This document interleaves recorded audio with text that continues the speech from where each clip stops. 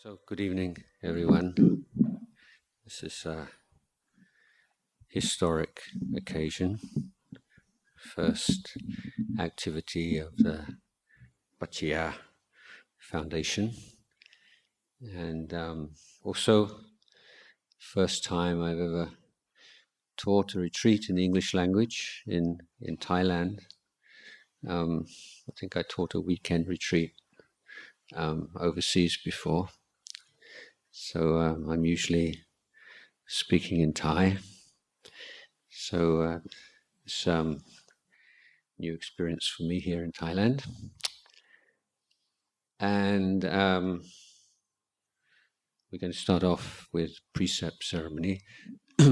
But before we do that, I'll just say a few words about precepts and sila and why we, not just how we do this, but why we do it. Have you talked about this? No. Okay. And so the word vinaya is a word that most people, at least in Thailand, associate with the monastic order, with the Sangha, and will immediately think of the 227 rules or main rules of monastics.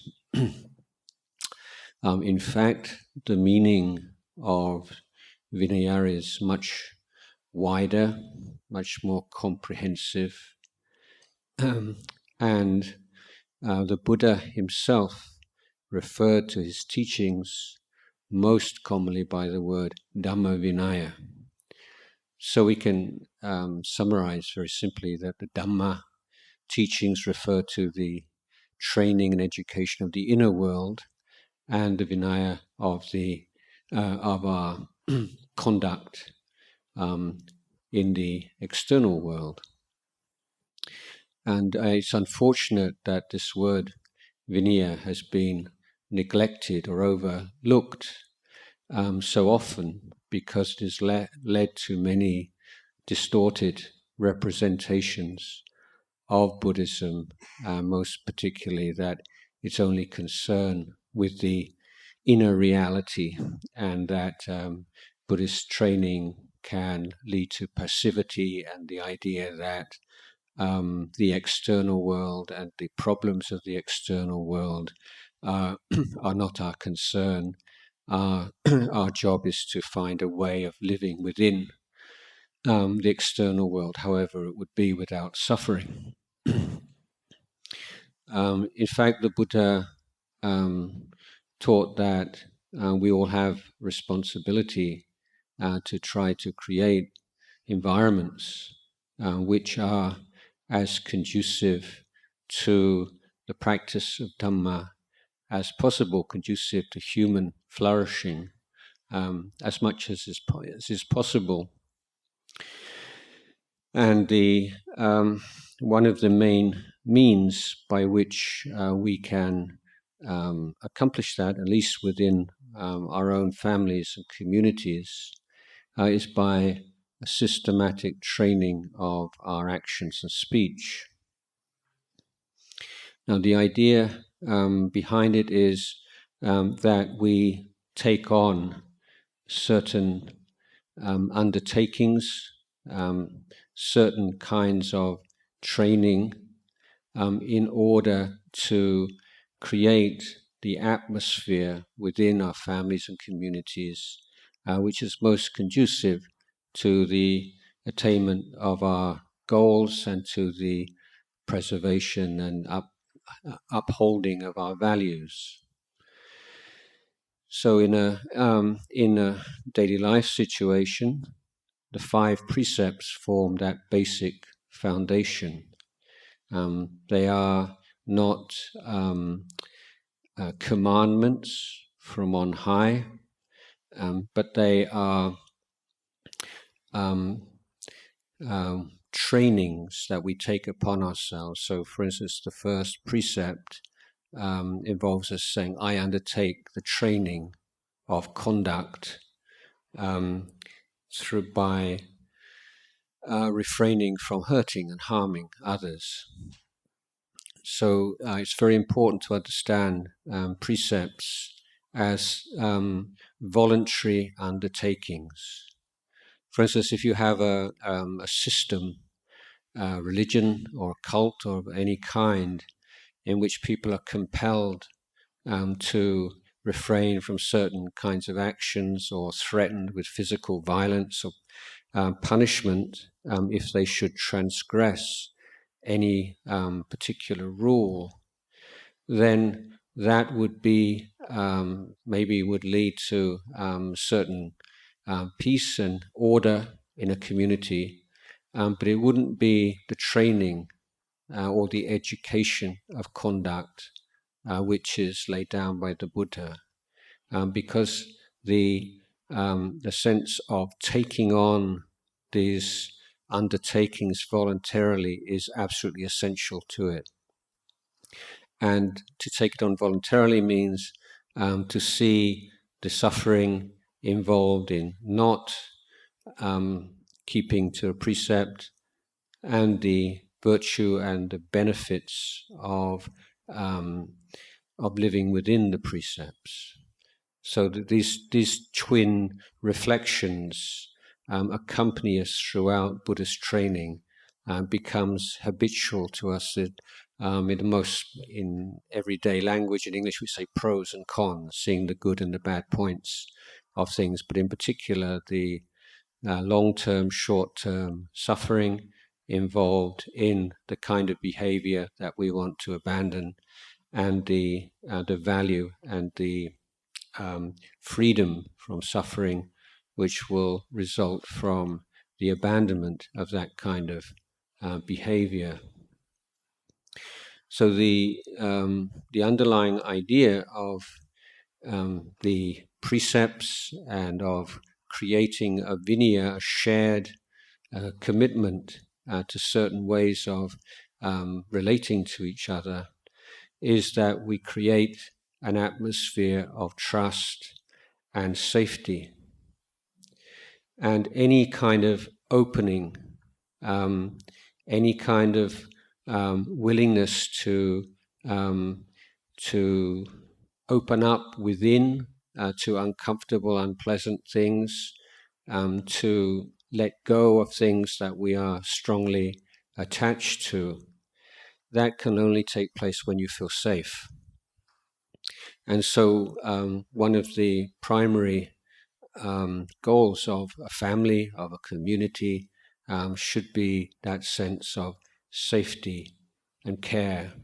And this is what is provided by this commitment to the first 5 precepts.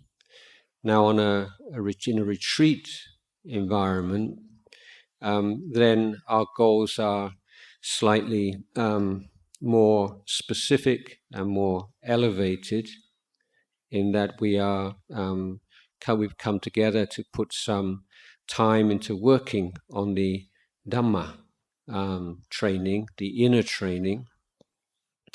And so now our criteria is what standards, what agreements should we come to in our relation with each other in this particular environment to create the conditions most conducive to the practice of Dhamma.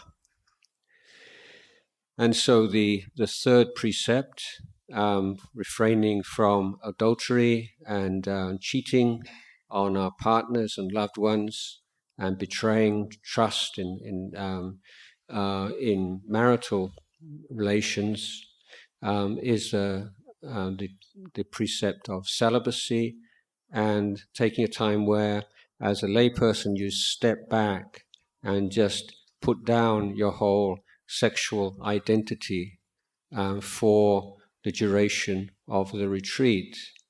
And it means like we die to that identity for a few days, and refraining from certain behaviors which are not evil in themselves. There's no kind of heavy Puritan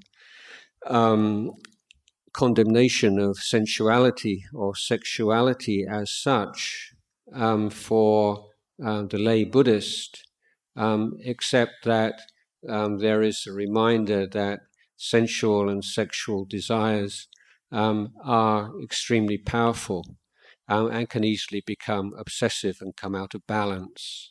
So for a certain period of time, stepping back from that kind of conduct and that identity allows a new perspective on it, and to see whether or not it is in balance in our life, and whether we are have a healthy relationship to our sensual and sexual desires. There's nothing that can upset the mind and confuse the mind and undermine meditation as much as very strong sensual and sexual desires. And so stepping back from those desires in the course of a period of intensive retreat is extremely helpful and conducive. The preparation of food, the consumption of food, the digestion of food, this is all work that our bodies have to do every day of our lives. And our relationship to food can often become quite neurotic, and just as with sex or any other sensual pleasure, it can become a crutch and something that we turn to escape from deeper problems. And having only one meal a day or 2 meals a day, eating only during the morning period, firstly frees up a lot of time for meditation and other constructive activities, and the reduction of food, giving the body much less need to work on digestion of food, also makes the mind brighter, and lightness of the body can create conditions for lightness of the mind. And monks and monastics who eat 1 meal a day and generally find that their need for sleep is reduced by reduction of intake of food, particularly by refraining from eating heavy meal in the evening. So clarity of mind, lightness of body, lightness of mind, these are things that we hope to achieve by refraining from eating in the afternoon and evening. Also, it is a practice of austerity and a practice of going against the grain and doing something that probably we would never think of doing otherwise, and realizing that it's not so difficult after all. And when you do have this kind of practice, which, as they say, is not, it's not an enlightening practice in itself, but it is something that requires a certain amount of patience and going against the grain. And it reveals to us that, we can do things like this that perhaps we didn't think that we could do, and opens up avenues to other kinds of austerities, which undertaken wisely, can accelerate the practice of meditation. In conjunction with the celibate precept, then this is also a time in which we can just put down this whole burden of concern about personal appearance, and how much time, especially probably even these days much more for women than for men, how much time and concern, worry and mental efforts put into appearance and grooming and cleaning and so on and so forth. and how much we come to identify with our physical appearance and the kind of image that we project in the world through the way we dress, through the way we wear our hair, and so on and so forth. Again, during the period of a retreat, firstly, it's an opportunity to put down that burden for a few days, take a holiday from that, and be a completely asexual being for a few days.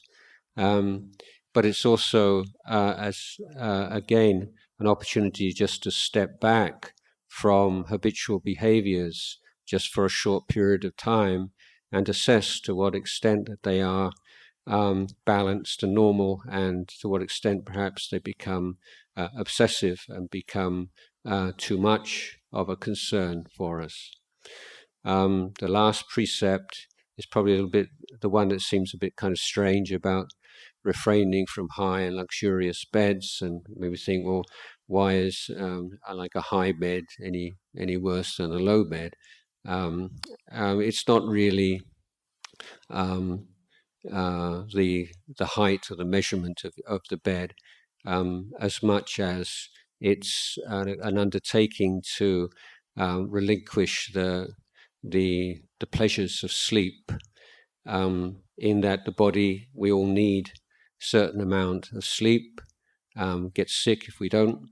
It's very bad for our health. But exactly how much sleep that we need is not a sure thing. It varies from person to person, and from one person maybe from different times in their life, and depending on how much activity that they're involved in, stress levels and so on.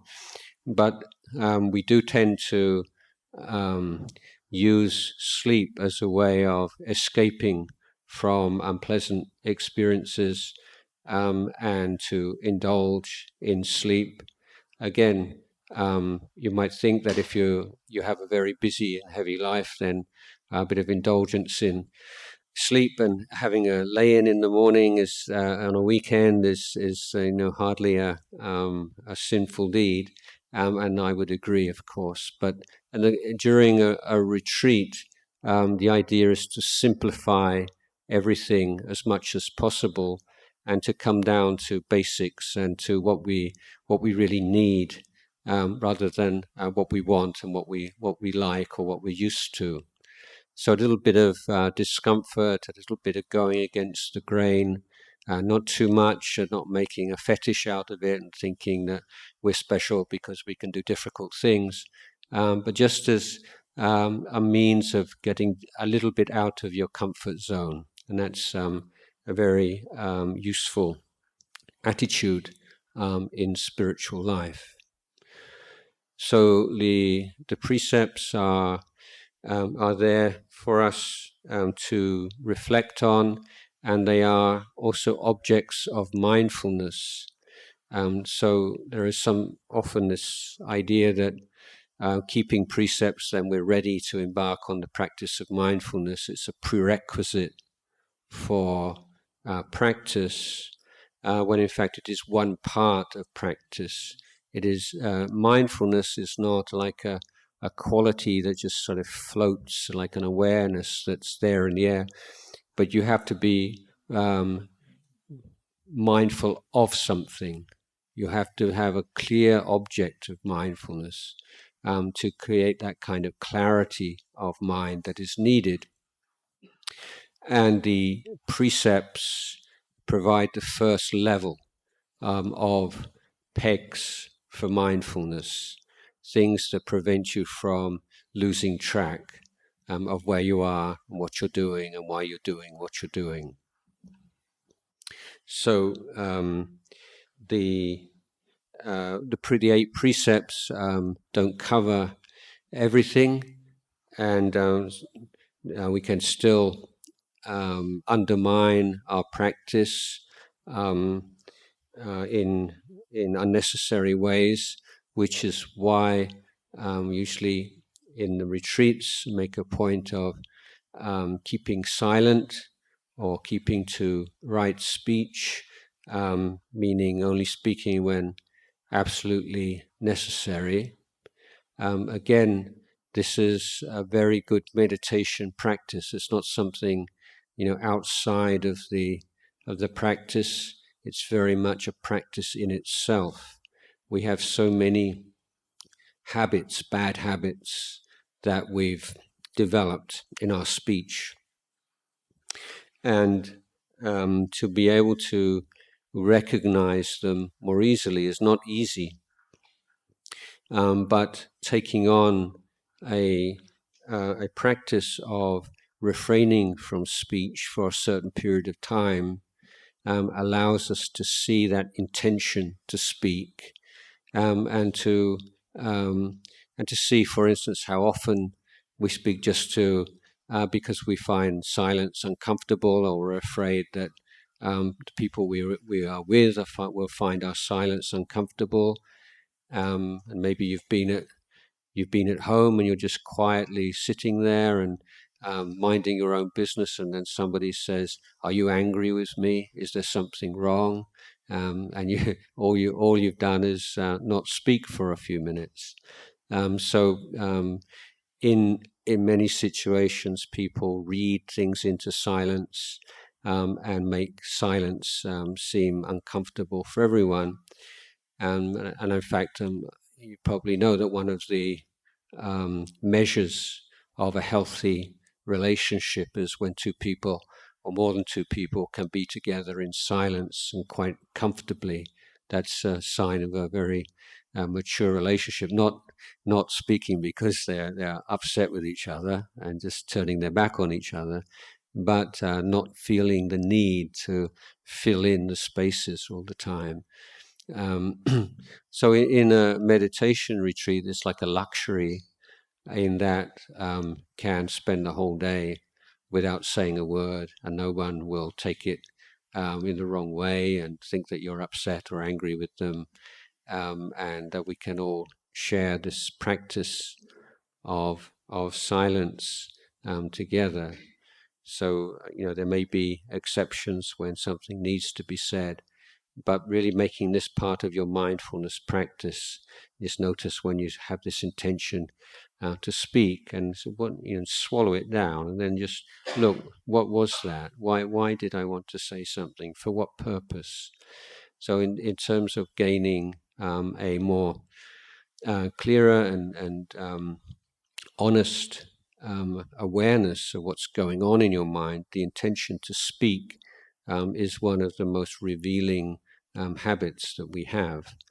And as I say, because the intention to speak is usually expressed almost immediately, restraint of speech is very difficult, and to get some kind of a handle on it, and to get some initial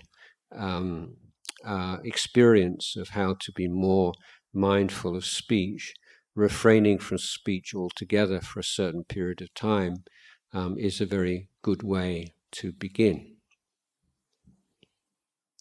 So these are a few initial comments and thoughts and reflections on precepts, and now we can continue with the ceremony itself.